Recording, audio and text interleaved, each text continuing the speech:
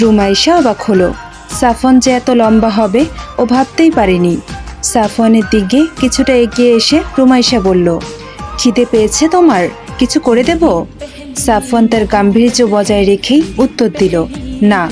তারপর কিয়ৎক্ষণ চুপ থেকে প্রশ্ন ছুড়ে দিল, কিন্তু তুই এত রাতে এখানে কি করছিস? পানি শেষ হয়ে গেছিল ভাইয়া, তাই নিতে এসেছিলাম। তুমি অন্ধকারে দাঁড়িয়ে আছো কেন?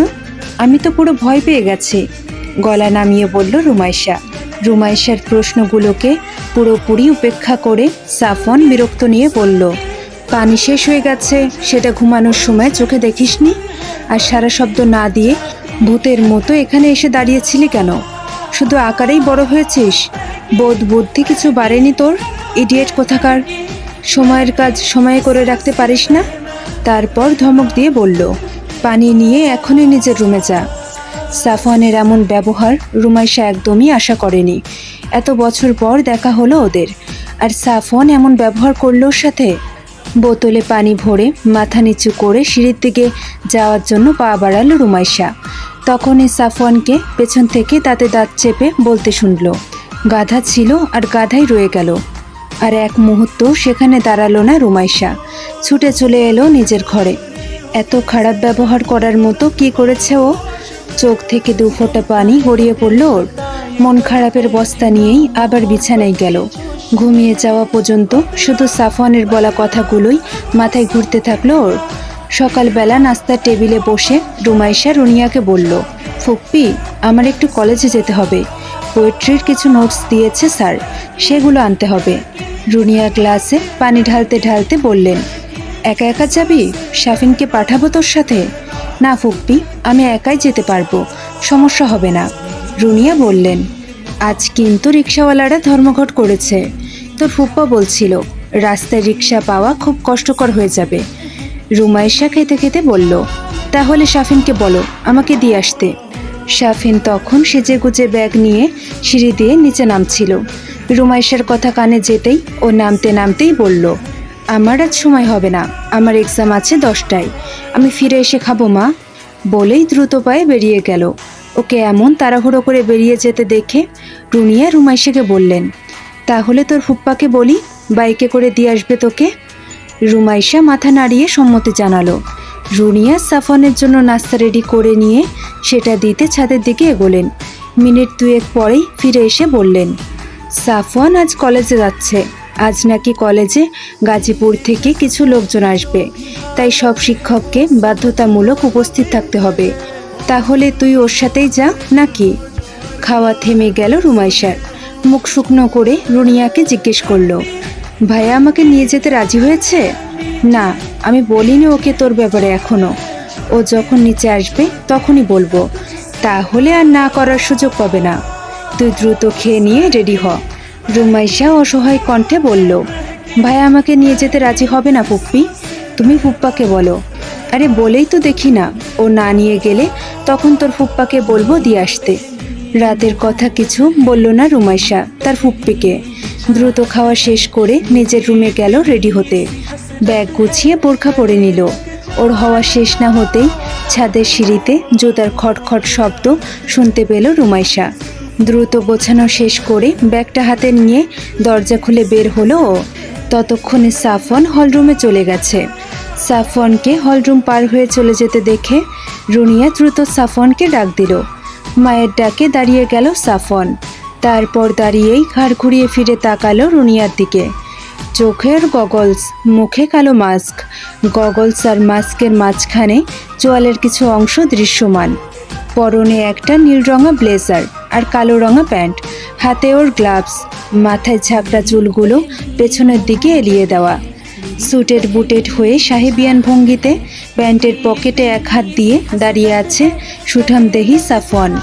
রুমাইশা দোতলা থেকেই সাফওয়ানকে এক মনে পর্যবেক্ষণ করছে। ব্লু স্যুটের নিচে ব্ল্যাক কালারের ফুল স্লিভ টি শার্ট শরীরে আটসাটভাবে লেগে আছে। শরীরে প্রতিটি পেশির ভাঁজ তাতে স্পষ্ট হয়ে ফুটে উঠেছে। চুলগুলো কুইপ স্টাইলে মাথায় সেট হয়ে আছে। কপালের উপর তীক্ষ্ণ ভ্রু জোড়া কুঁচকে আছে কোনো এক অজানা বিরক্তিতে। ইনি কি সবসময় হট মেজাজে থাকেন নাকি, ভাবল রুমাইশা। রুমির কলেজে একটু কাজ আছে, তুই ওকে একটু সাথে করে নিয়ে যেতে পারবি? রিক্সাওয়ালাদের ধর্মঘট চলছে, আর শাফিনও কলেজ চলে গেছে, ওর এক্সাম আছে তাই। রুনিয়া থেমে থেমে বললেন সাফওয়ানকে।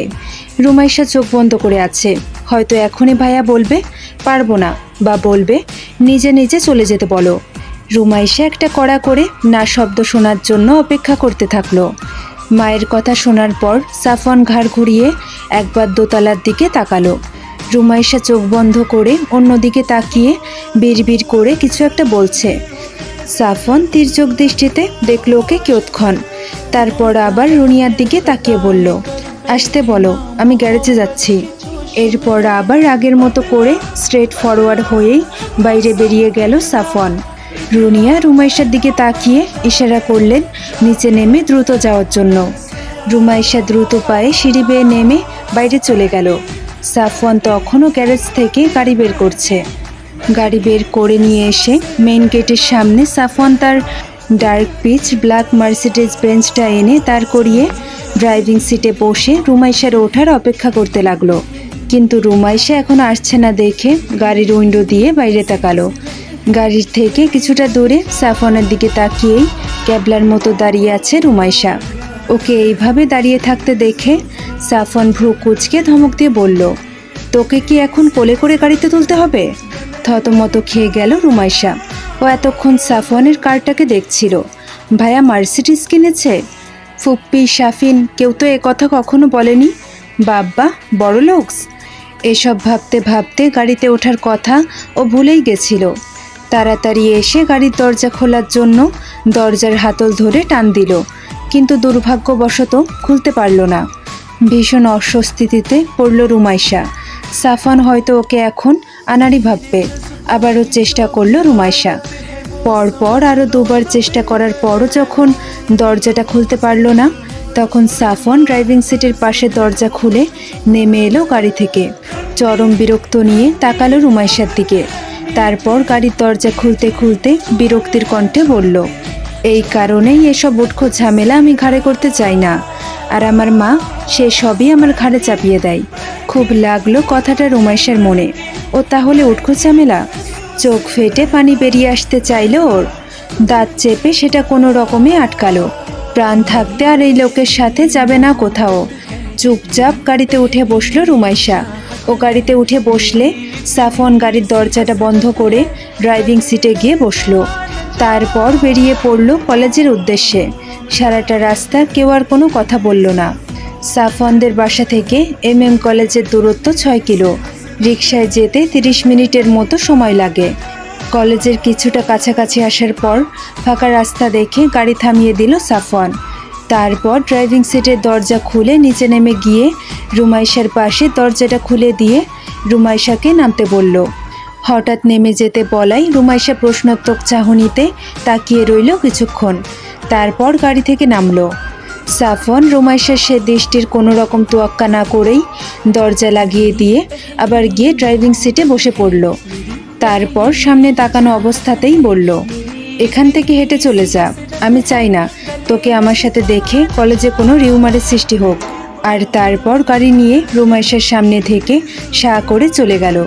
সাফওয়ানের এমন ব্যবহারে প্রচুর কষ্ট পেল রুমাইশা। মুখটা চুপসে গেল ওর। ওখান থেকে হেঁটে হেঁটেই কলেজে পৌঁছালো।